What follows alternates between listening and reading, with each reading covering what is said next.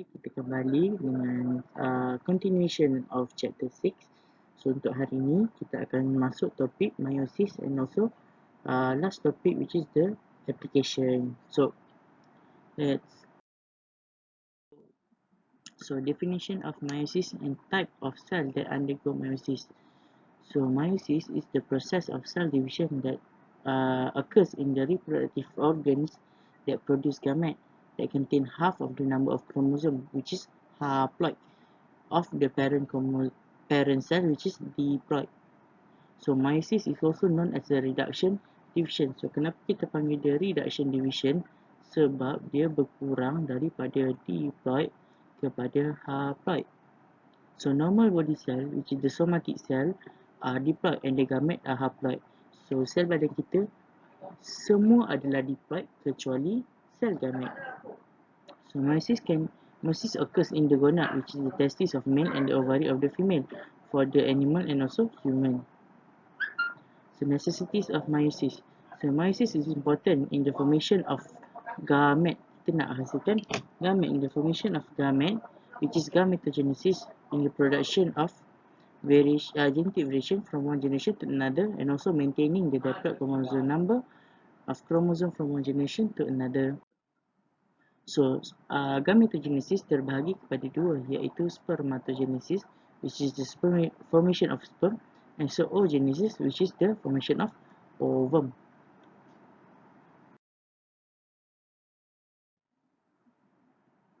So, gametogenesis is the process of forming haploid gamete.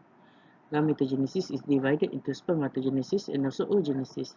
Gametogenesis takes place in the gonad, which is the ovary and also testis, involve two meiotic division, that meiosis 1 and meiosis 2. So berbeza dengan meiosis tadi, meiosis cuma ada satu, iaitu meiosis sahaja. So yang ni meiosis pula ada dua, iaitu meiosis 1 and meiosis 2.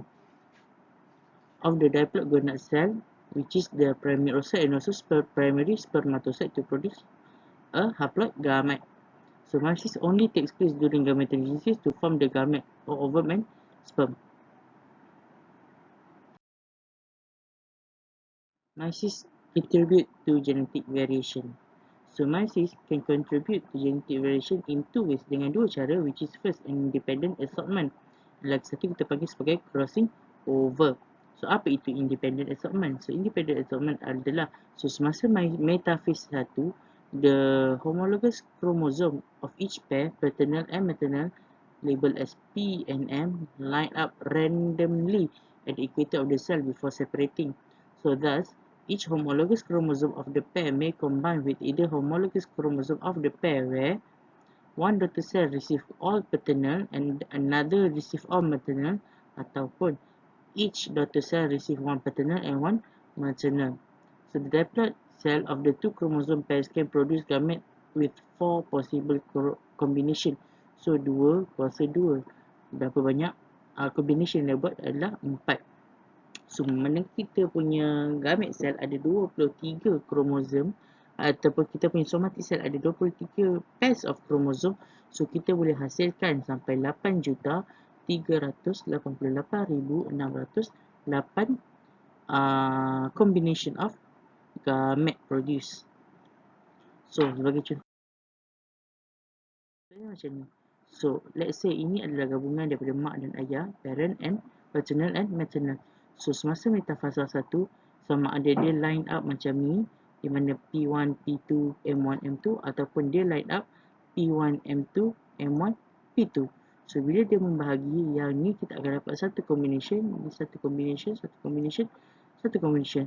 Dan kalau korang perasan kat sini semua P, ini semua M, tapi apa yang berlaku kat sini adalah adanya P1 dan M2, P1 dan M2, yang ada M1 dan P2, M1 dan P2. So itu yang membezakan diorang. So itulah kita panggil dia sebagai independent assortment, tidak bergantung. So next pula kita tengok through crossing over. So during phase 1 of meiosis, the non-cis chromatin of the homologous chromosome wrap around one another at one or more point called chiasma. Tempat persilangan tu kita panggil sebagai chiasmata atau chiasma. Kalau satu kita panggil chiasma, kalau banyak kita panggil chiasmata. So crossing over occurs at each chiasma where non-sister chromatic break and exchange chromatic segment ataupun kita panggil sebagai recombinance to produce a new combination of gene in the chromatid. Crossing over and combination of chromosome contribute to genetic variation. So kira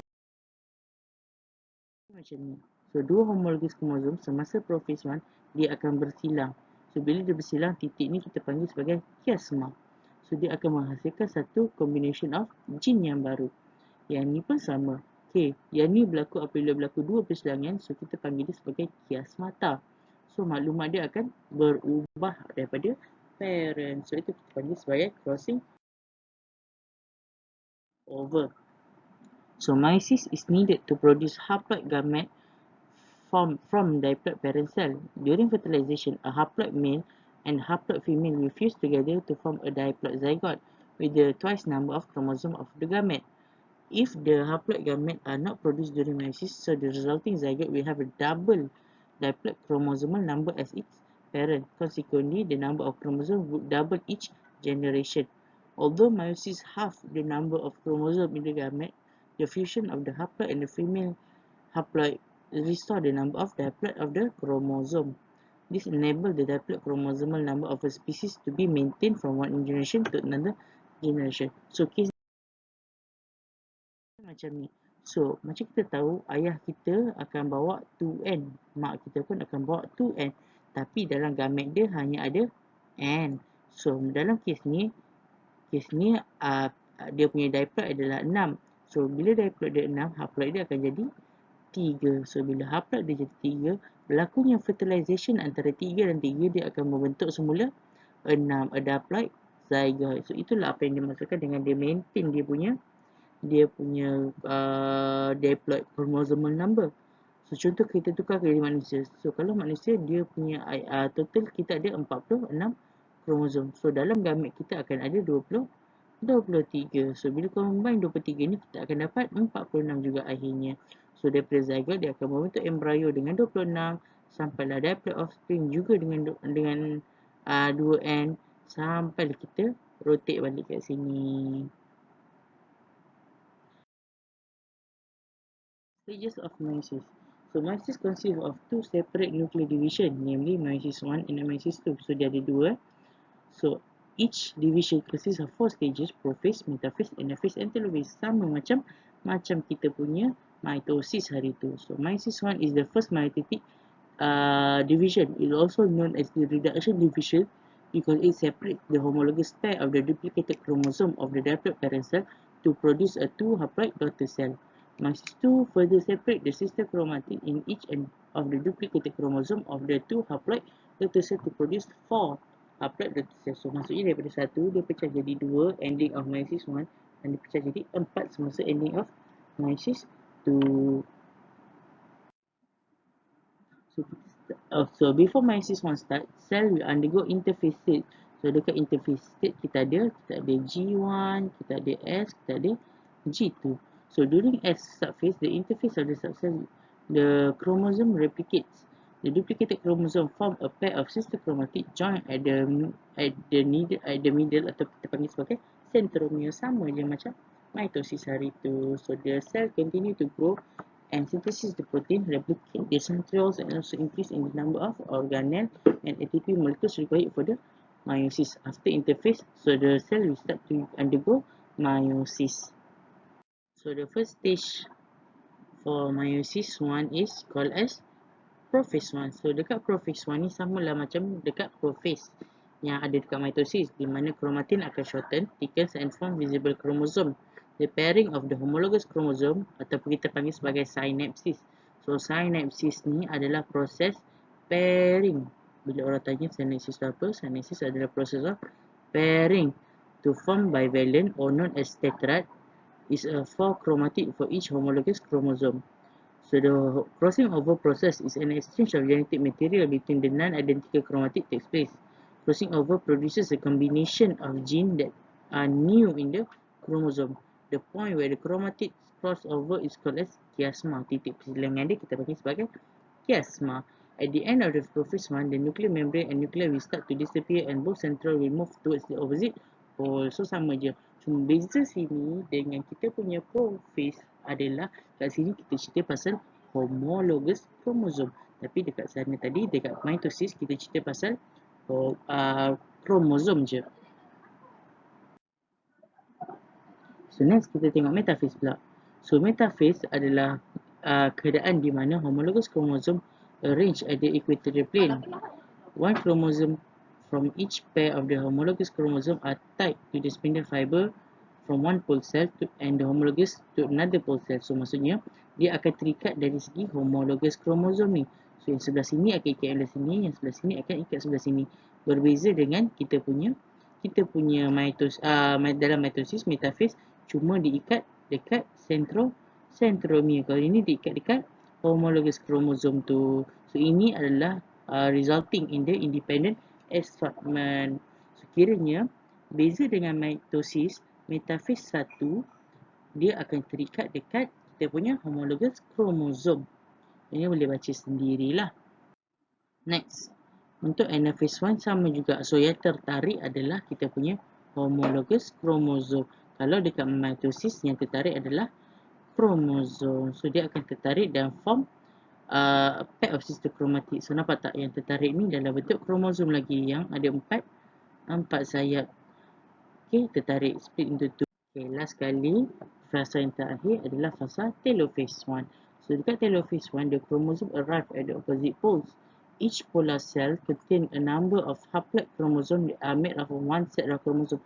Okay, apa yang dimasukkan haploid chromosome kat sini adalah tadi kan dia ada homologous chromosome. So bila kita potong dua dia, so yang ini adalah kita panggil sebagai haploid chromosome. So the spindle fiber start to disappear and the nuclei will reappear as well as the nuclear membrane.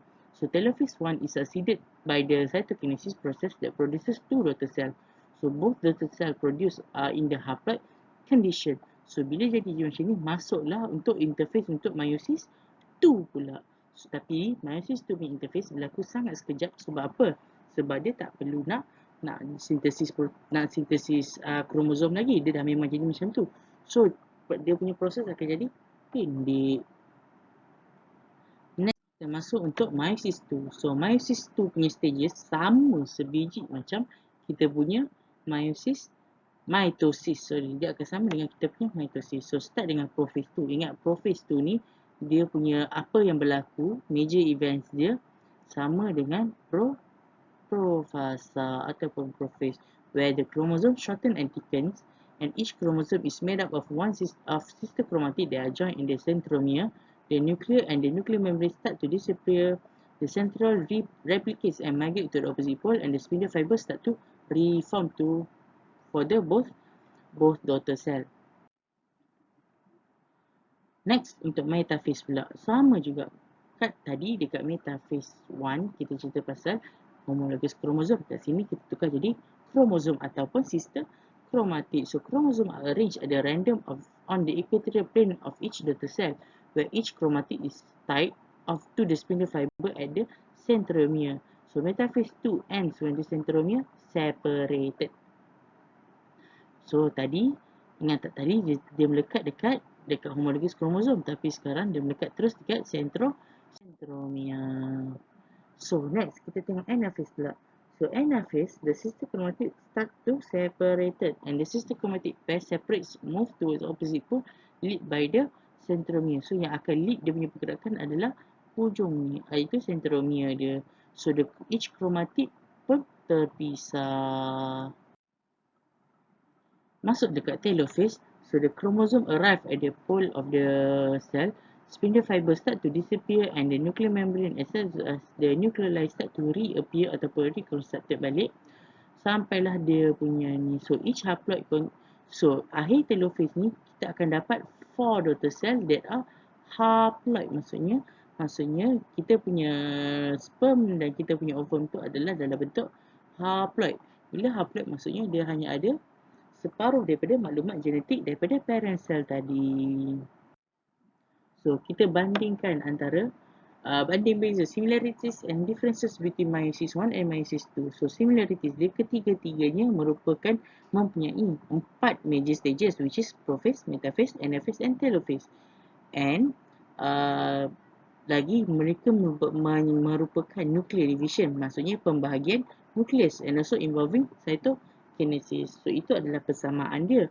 Perbezaan dia pula, okay, first, okay, ini adalah cara betul untuk korang buat pembezaan bila soalan minta differences, di mana korang guna perkataan while ataupun but untuk membezakan antara dua item ni tadi. So the number of chromosome decreases from diploid to haploid in meiosis 1, while it maintain haploid in meiosis 2.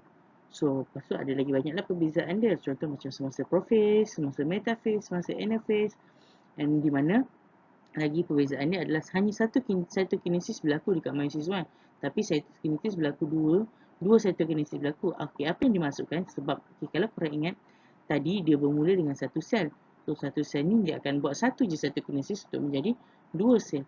Manakala semasa meiosis 2 dia dah memang ada dua sel. So dia akan buat dua kali untuk hasilkan 4 daughter cell. So meiosis 1 form the two non-identical haploid daughter cell, while meiosis 2 form 4 non-identical identical daughter cell. Okay, tadi dah tengok dalam perbanding beza antara meiosis dengan meiosis 1 dengan meiosis 2. So sekarang kita banding beza antara mitosis dan meiosis. So ini adalah persamaan. Okay, untuk persamaan kita guna perkataan both. So both begin with diploid cell, both involve cytokinesis, both begin with duplicated chromosome, both involved in the separation of sister chromatin, and both uses spindle fiber. So ini adalah untuk persamaan. Untuk perbezaan pula, so first kita bagi perbezaan dari segi tujuan. So purpose of mitosis is to produce identical cell, tapi purpose of meiosis adalah untuk production of gamete. Dan kita cerita mitosis berlaku dekat somatic cell dan meiosis berlaku dekat reproductive organs. Dalam mitosis, daughter cell are genetically identical. Maklumat dia adalah maklumat yang sama dengan parent cell, tapi dekat meiosis maklumat dia berubah. Cytokinesis occurs once in mitosis but happen twice in meiosis. So maksudnya cytokinesis dekat mitosis berlaku sekali je, tapi dekat meiosis berlaku dua kali. So ni jugalah dia punya perbezaan antara mitosis dan meiosis. So tamat untuk topik mitosis. So kita terus masuk issues of cell division in human health. So issue ni pula kita, sebab kita belajar dua kan pasal mitosis dengan meiosis, so dia punya issue pun ada dua juga, iaitu dari segi mitosis dan meiosis. So dari segi mitosis, the cell cycle is controlled by the special control system at each G1S and G2 that ensure the proper division of the cell. However, uncontrolled cell division sometimes can lead to the formation of lump or mass called as tumor. So tumor does not serve any function. Dia tak bagi apa-apa tujuan, dia tak ada tujuan apa kat situ. Tapi dia akan kacau neighboring cell dia. So neighboring tumor is divided into two, which is benign and malignant tumor. So benign tumor is not dangerous and can be removed surgically. It also does not invade the surrounding healthy tissue or spread into other body parts. Tapi malangnya untuk malignant pula, malignant ni lah apa yang kita panggil sebagai cancer. Kenapa? Sebab dia akan kacau neighboring tissue yang sihat, dan dia akan boleh dipindahkan, di spread to other body parts. Cancer can cause by several factors. Ada banyak faktor-faktor cancer lah. So this cause the cell to divide continuously. So masalah dekat sini adalah sel itu membahagi secara berterusan dan membentuk tumor. So biasanya sel ni akan dibentuk apabila nak ganti sel yang dah mati, nak repair sel baru. Tapi yang ni tak ada sebab pun, dia terus keep on continue to replicate. So the cancer cell will spread and destroy the normal cell around them. So this condition will affect the function of the neighboring tissue. So sebab inilah kenapa kanser ni biasa kita dah jumpa pada stage-stage yang dah hujung. Stage 4 pun kita tahu. So dia kanser biasa ada 4 stages, stage 1, stage 2, stage 3 and stage 4. So yang ini contoh dalam buku teks korang di mana bagi contoh untuk breast cancer. So kanser tu, tumor tu bermula dekat dia punya breast. Tapi at the end dia akan masuk kat dalam kita punya salur darah dan salur limfa kita, dan dia boleh dihantarkan ke seluruh badan kita. Tahu-tahu je dah ada dekat kita punya kidney. So sebab itulah benda ni bahaya. So tadi masalah dekat mitosis is bila dia replicate banyak kali. So dia jadi uncontrolled cell division. Untuk meiosis pula, so meiosis pula ni abnormality yang dia berlaku. Bila ada berlakunya abnormality dekat meiosis, dia akan dapat dihantar ataupun menyebabkan keturunan dia masalah. Sebab apa? Sebab meiosis ada melibatkan penghasilan gamet. So, sebagai contoh adalah non-disjunction, di mana failure of chromosome to separate properly under two different conditions, whether the homologous chromosome fail to separate ataupun sister chromatic fail to separation. So, fertilization between these two non-disjunction gamet akan produce an abnormal zygote. So, contoh macam ni. So, kes yang pertama adalah normal, tapi masa meiosis 1, ini adalah proses anaphase 1 di mana dah start kena tarik. So, yang tertarik sebelah sini adalah homologous chromosome. So, bila homologous chromosome yang tertarik, dia akan menghasilkan lebih satu sel anak. Yang ni pula akan kurang satu. So, end up result dia akan dapat N tambah 1, N tambah 1, N tolak 1, N tolak 1. Kenapa tolak? Sebab dia tak cukup kromosom. Untuk kes yang ni pula, kes yang kedua pula berlaku semasa meiosis 2. So, dekat meiosis 1 dah settle. Alhamdulillah, cantik. Tapi dekat meiosis 2 terjadilah di mana inability to separate. So, sebab itulah dia akan hasilkan N tambah 1, N tolak 1 dan 2 sel, 2 yang normal, kromosom yang normal. So, bila dua benda ni berlaku, anak yang dihasilkan akan jadi abnormal lah. So, ini adalah penyakit yang paling popular yang berkaitan dengan meiosis, which is Down syndrome. Biasanya korang pernah dengar kot, Down syndrome. So, Down syndrome ni juga adalah salah satu penyakit yang disebabkan oleh failure of meiosis to happen. So, chromosomal non-disjunction causes Down syndrome genetic disorder. The fusion between non-disjunction gamete has an extra copy of chromosome number 21. Ingat, bila Down syndrome, kromosom nombor 21. With a normal gamete with only one single copy of the same chromosome causes Down syndrome of the offspring. The fusion of the gamete produces a gamete with 3 copy of chromosome. So, ini kita panggil sebagai trisomy 21. So, antara ciri-ciri orang yang kena Down syndrome adalah muka dia lebar dan lepeh, mata dia akan slanting ke atas, dan hidung dia akan flatten sikit, akan penyek sikit, tangan kaki dia pendek, dan dia punya mental retardation. So, inilah apa yang berlaku. Contoh, yang ni dah normal 23, yang ni pula 24 dengan 22. So, bila ada yang 24 ni dan dia berlaku pula pada kromosom nombor 21, so itulah yang menyebabkan Down syndrome. So, dengan ini tamatlah semua 4 subtopik untuk topik chapter 6. So, untuk next subtopik kita akan masuk chapter 7, which is cellular respiration. So, chapter ni pendek, so senang kita nak faham. So, hopefully korang okay dengan chapter kali ni. Kita jumpa lagi untuk test dan next chapter pula. Jumpa lagi. Assalamualaikum. Bye.